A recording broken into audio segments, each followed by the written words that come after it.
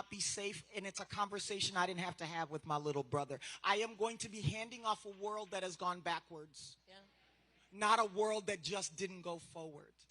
So while we've talked about what we know are some of the topics that come from those that aren't looking out for us, how do we make sure that things that are important to our community, and again, you've been on reproductive freedom, you've been on economic freedom, how do we make sure, because we don't all sit in an administration and we don't all for the woman that's going home and is taking care of home, family, and community. How do I make sure that Caroline doesn't have to have that conversation with IO in 122 days? There are many ways, but in 122 days, it's your vote. I mean, here's the thing about elections, and this is maybe the inside deal that my former colleagues at the Congressional Black Caucus can tell you. The people who make decisions at that level often will pay attention to either who's writing the checks or who votes. That's a cold, hard reality. And so when we vote, that is, in a democracy, as long as we can hold on to it, the power that we have as individuals to weigh in on who is making decisions based on what we value and care about. You know, I'll give you an example of why elections matter. There are many. The issue of black maternal mortality. Let's talk about that. So I have been working on that issue for years with my colleagues from the CBC when I was in the Senate and now as Vice President. Why?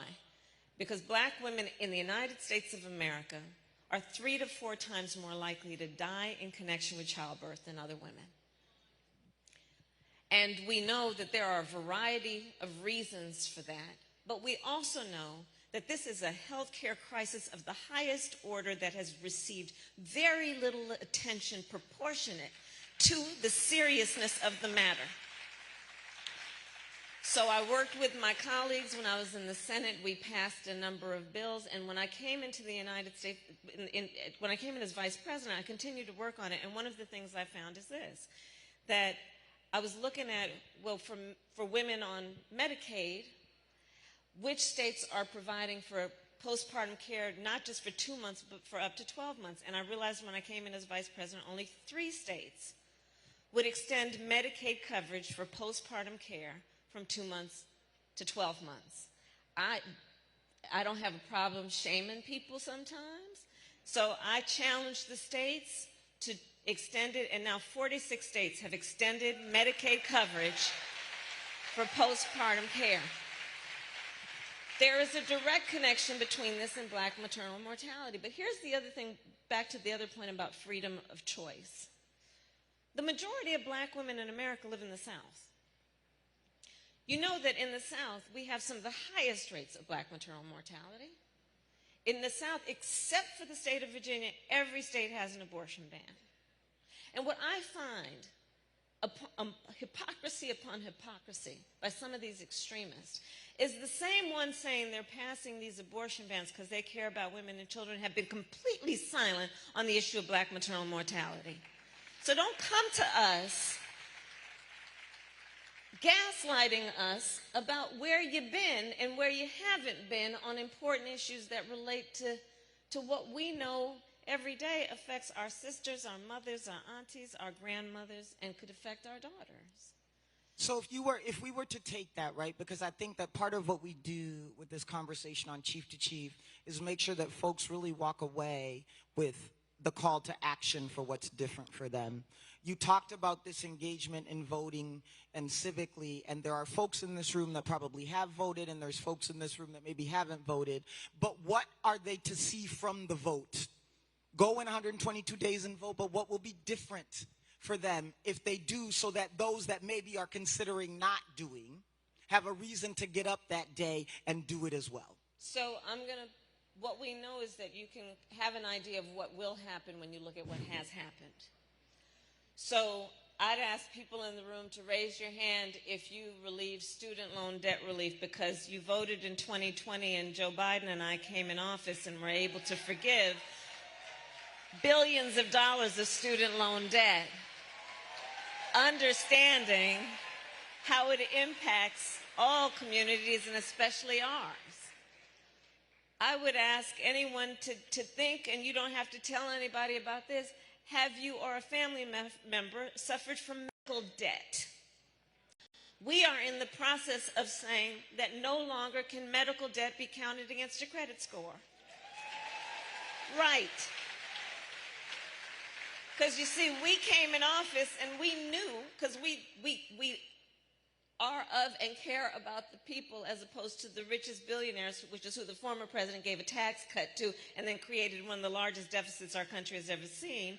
We know medical debt comes about because most often, a medical emergency, which nobody invites upon themselves or plans for. And it can result in tens to hundreds of thousands of dollars in expenses that you did not plan for and create debt. And then would be used against your credit score. What is your credit? Most people know the number of their credit score like you know your weight. Especially with all those apps now, right? That was shade. Right. That was shade. Right? We're going to talk about that later.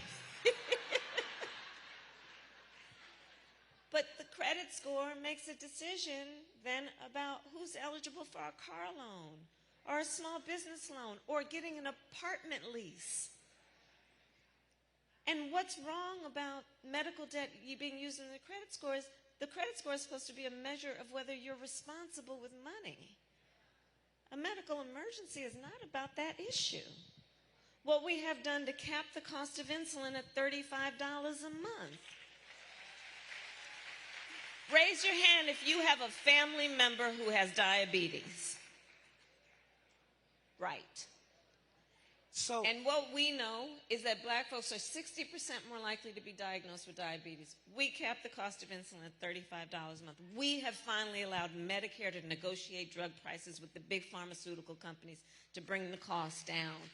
So I say, look at what we've done to know that when you voted in record numbers, people voted in record numbers in 2020.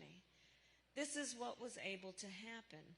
And when everyone votes in those numbers again in 122 days, we can see it through. And seeing it through includes what we intend to do to raise federal minimum wage, what we intend to do to bring down the cost and make affordable child care a reality for all families. We have said 7% of your income should be, not more than 7% of your income should have to go for child care. What we are in the process of doing for affordable housing, both for renters and those who want to be first-time homeowners. We have a plan. We need Congress to agree that if you are the first generation in your family to seek home ownership, you'll get a $25,000 tax credit to help you with the down payment. So one of the things that the Essence brand specifically represents is over 5 decades of a legacy of showing, demonstrating, and equipping the black woman with the power and influence she has on all. That's right.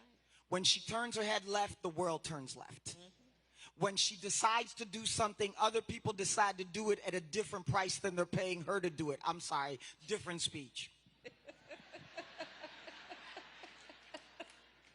The value of what she delivers is not always returned at the value of what somebody who mimics what she did is delivered. Right.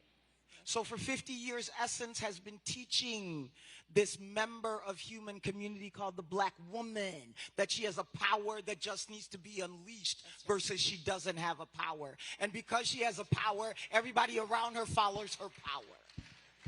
Which I would then say that those that are here with us live and those that are here with us virtually have the power to make this country be whatever it needs to be for black community. That's right. So with that being known, whether it's the Vice President of the United States or anybody else, Madam Vice President, you are speaking to the most powerful ballot community. That's right. They are the CEOs of home culture and community for all. So if you were to be talking to them about what their power can do for black, through the lens of the chiefs that they are of their community, and you knew that it was what you say that's going to make them do the thing that's right for them, what do you tell these chiefs about what they need to do with that power in 122 days? First, you've already said it, but I will say it to repeat because it bears repeating all the time. We have extraordinary power. And we can never let anybody take our power from us. Never let anybody take our power from us. And never be shy about our power. We must encourage in each other ambition. Ambition